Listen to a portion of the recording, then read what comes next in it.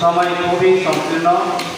সম্মানিত হাজির, আমরা একসময় সমাজতন্ত্রের দিকে পঙ্গপালের মতো আমরা চলে যাচ্ছিলাম।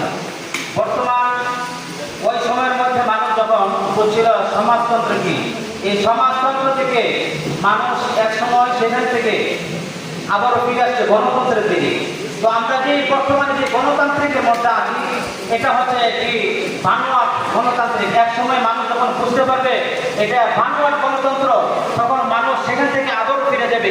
আমরা চাই বাংলাদেশ 95% একটি মুসলিম রাষ্ট্র, সেই রাষ্ট্রের মধ্যে ইসলাম কায়েম হোক। আপনারা চান কি চান না? আজকে যখন বাংলাদেশের মধ্যে যখন ইসলাম যখন কায়েম হবে, কোনো কুলাঙ্গার কোনো নাস্তিক কোরআনের বিরুদ্ধে কথা বলতে পারবে না। কথা বলেন ঠিক না?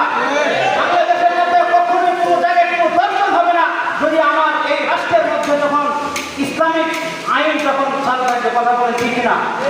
আমরা সকলে চাই ইসলামিক দলগুলো আগামী দিনে আমরা সংসদে দেখতে চাই। আপনারা চান কিনা? আমাদের মার্কা কি? জোরে বলেন, আমাদের মার্কা কি? খেজুর গাছ। ইনশাআল্লাহ সকলে আমরা জমিয়তে উলামা ইসলাম বাংলাদেশ এর পিছনে মেহনত করে আগামী দিনে আমরা সংসদে দেখতে চাই। ওমা তাওফীকি ইল্লা বিল্লাহ।